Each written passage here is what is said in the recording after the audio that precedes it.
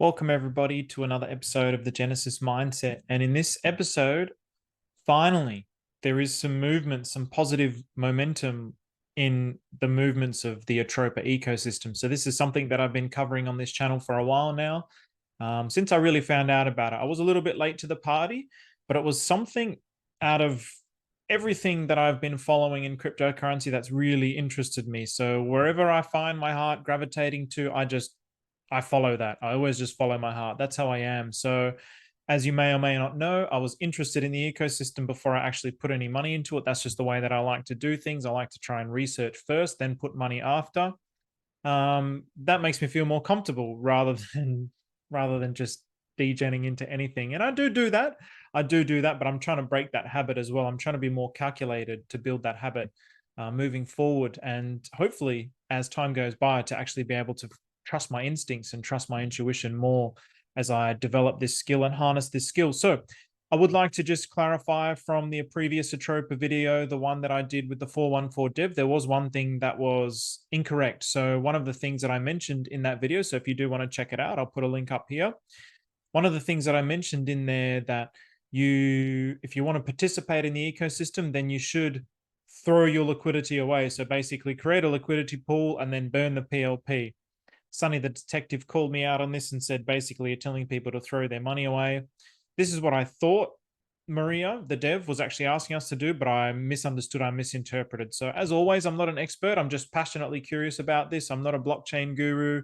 I'm not a math whiz. I'm none of that. I'm just passionately curious, and I'm just very interested in this ecosystem. I'm interested in Pulsechain, and I'm really loving what I'm seeing on Atropa. This experiment with liquidity bonding that I see is completely unique to the Atropa ecosystem. There's a lot of coins that have come out after that. PTGC, HSA, one of my boys has brought out HSA. There's a whole bunch of different coins that I'm starting to see that are embodying this principle of liquidity bonding, which is really good to see. Now, I'm not saying they're right. I'm not saying they're wrong. All I'm saying is the web that I'm seeing within the Atropa ecosystem, I don't fully understand it, but I see it as some sort of art and science. There's a very deliberate, it's very calculated and it's very deliberate. And the way that it is specifically designed, the webs and the way that it interacts, you'll see that this is what the dev is talking about. They've created tokens to pair with tokens that have different functions, burning, minting, all of these things. And this web is what is actually lifting up that whole ecosystem. Whereas a lot of these other new things, they're taking the principle of generating tokens through the reflections kind of principle and then bonding it up. I'm not saying that's wrong. I'm not saying that's right. I'm just saying I do feel that it is slightly different to what I'm seeing in the Atropa ecosystem. But I'm loving that Pulsechain is really this experiment with liquidity bonding. What does this actually mean? What does this mean for decentralized finance? This is an experiment that we haven't actually seen in any other blockchain. We haven't seen this exploration into liquidity bonding and liquidity pairing like we've seen in the Pulsechain ecosystem. That's what makes it so unique. And anyone can get into it with $10, $5, $20. And that's one of the defining features of the Atropa ecosystem. And one of the things that the dev actually talks about is people with $5 to $20 can in the future be able to come into this ecosystem. There will be some sort of desktop UI, which we've started to see now with PulseX, which we've started to see with Hex. There'll be some sort of desktop UI that you can actually connect to, and you'll be able to see, okay, if I put $20 into this, what's it actually bonded to? What's the effects of this $20 actually going to be? And so still one of the defining features is liquidity pairing, and this is something that I really encourage people to do within the Atropa ecosystem. I have started to dabble into it. I bought the tokens, now I've started to dabble. That's my process. Just a little bit first, and then see if I'm getting the formula right, and then start to go in. And so I actually will devise and go into that into the next video tomorrow. So I'm actually going to go into liquidity pairing, liquidity pools with the Atropa ecosystem. And I have actually found a formula that is a winning formula, because at the end, it's all about plus percentage. So with that, let's get into the episode. Okay. So first of all, from the start, I've been fascinated by this concept of liquidity bonding. I've been fascinated by this concept of the pairing between Pulse and Atropa, and that I'd seen the macro. I had identified all these little points within the ecosystem, but in the totality, so there's these macro moves that are happening in Pulsechain. So from the 11th. So I've just identified these dates. So let's say the 11th of August, 15th of September, and now the 25th of November. So in general, Pulsechain was moving down, and in general, Atropa was moving up. So we could see that liquidity from here was moving in, from Pulsechain was moving into Atropa. Then Atropa found some kind of a top, Pulsechain found some kind of a bottom, and the reverse happened. So Pulsechain in general was going up, Atropa in general was going down. So then it went from Atropa back into Pulsechain. And what we wanted to see was some kind of a ratcheting leveraging system where they're supporting each other so that they're both going up. If Atropa is going up, then Pulsechain is going up, and they're forming higher lows. That's what we want to see.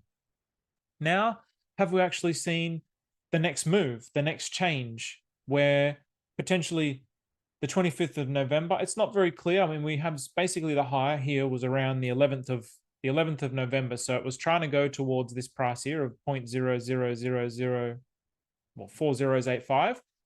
That was my guess, that it was going to get to around that mark. There was some people hoping for the sacrifice price and above before the 28th of November, which is today, or it is today in Australia.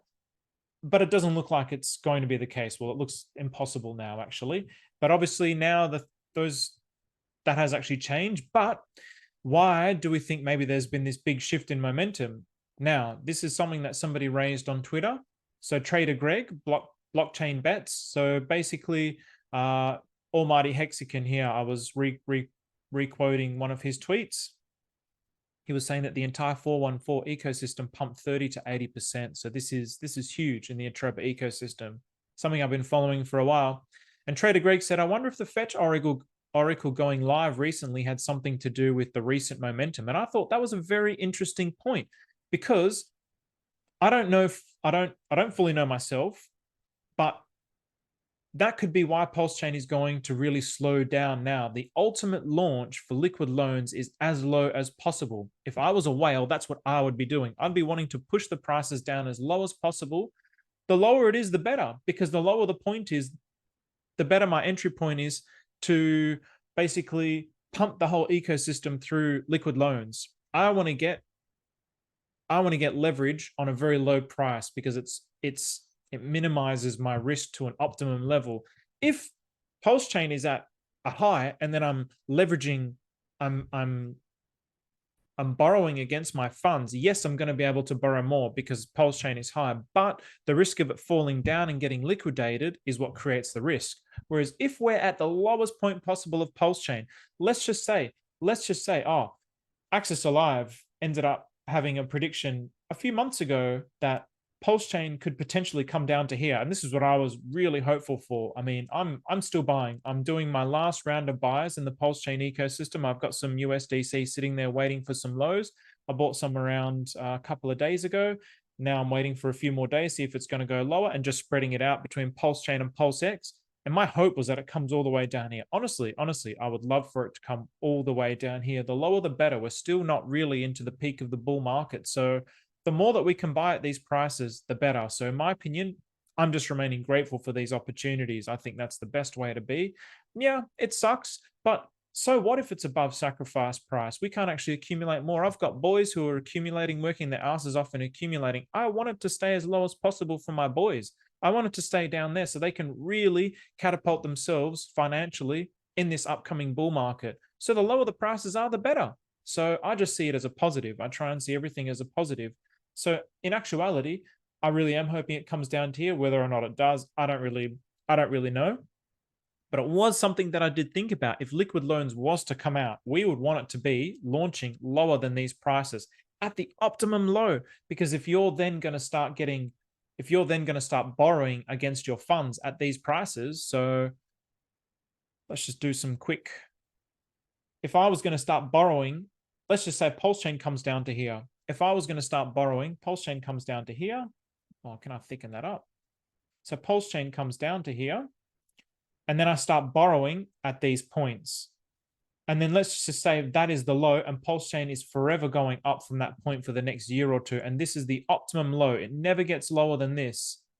my collateral is always protected because it's always going up. That is the ultimate scenario. That's the ultimate scenario. Whether or not it does do that is a different story, but that is literally the ultimate scenario for liquid loans. So then it does make me wonder if the Fetch Oracle being launched, the inevitability of liquid loans coming out means the lower it is, the better. So let's see how this plays out.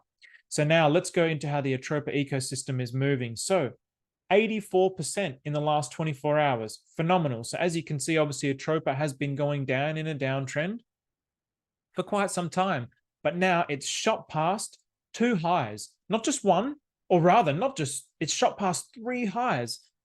Three highs.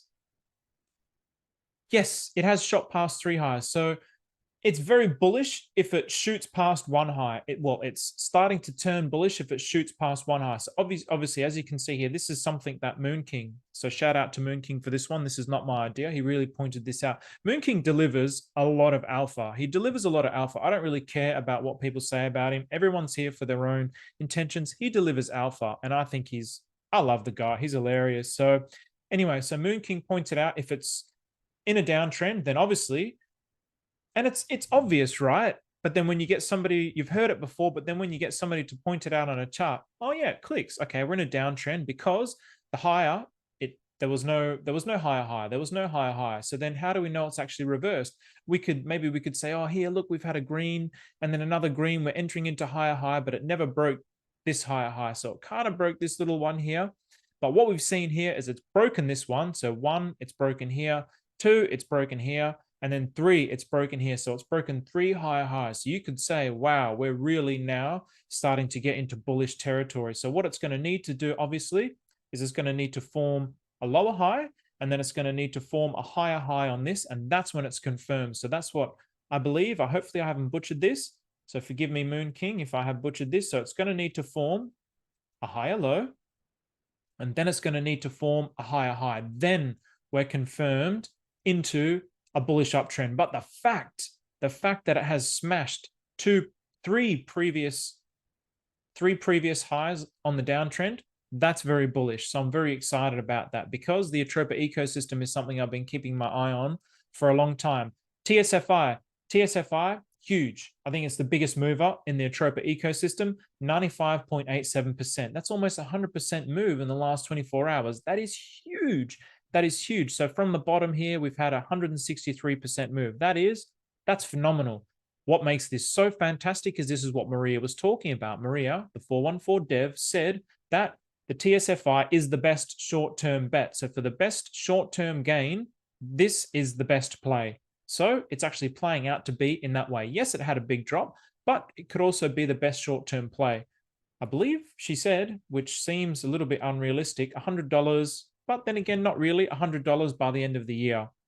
So what is $100 from the end of the year? From this downtrend, let's go up to 100 here. So from the very bottom, that's pretty much a 150x. So from the all-time high to 100, we've got a 15x, 14 to 15x. That's very plausible. That's very plausible to see that it's made this kind of a move in just a few days. But the fact we've got a month, who knows? It might not get to 100, but in any case, it has been the biggest mover. pDAI, the ever controversial pDAI. So pDAI, man, look, what a narrative. I don't understand. Well, I kind of do understand. The mainstream influencers really fud it, really mock it. And it's such a shame. When they were in it, they were all about it. But now that they're out of it, they fud it. And that seems to be the go in, that just seems to be the go with cryptocurrency in general. I like to keep an open mind. I like to try and keep an open mind anyway. Because as a narrative, I still think this is a phenomenal narrative. I don't care if it gets, well, of course, I care if it gets to $1. I don't care if it gets to $1 because I've got bags in it. I've got very small bags in it. I only bought like, I don't know, a few $100,000 worth. It's a very small amount, like not much money, just whatever spare money that I had, I put into it. I'm not a whale in it. I love the concept of this being a stable coin that is created completely decentralized by the community, by the ecosystem. That is phenomenal. That's a phenomenal narrative. That's what I'm excited about. The maths behind it, there's some people who say, yes, It's definitely going to happen. There's some people who say, no, it's not going to happen. There's some people who say there's going to be sellers. There's some people who's going to say, well, it can happen because of X, Y, and Z. Who really knows? Time will tell, the future will tell. Maria did say 3 years from now to peg to $1. Let's see if it plays out. Teddy. So Teddy's still an interesting one. Teddy seems promising. So it has formed a lower low. It has formed a higher low, and the higher low is bullish. But we need to see it confirm above. Well, really, we need to see it confirm above these points to be confirmed into a bullish uptrend. So we need to see it above here. So obviously above this point here, we need to see it confirmed up to here. Wow, these lines are terrible. So if it does get up to here and it closes above here, we can say, yes, Teddy is in an uptrend, in a bullish uptrend. And this is really exciting. Now, TRSI, this is one that I've been keeping my eye on because a duck named Greg created this a day after I started talking about a duck named Greg in regards to the Pulsechain ecosystem. So shout out to Somi for that one. And so I've been keeping my eye on this.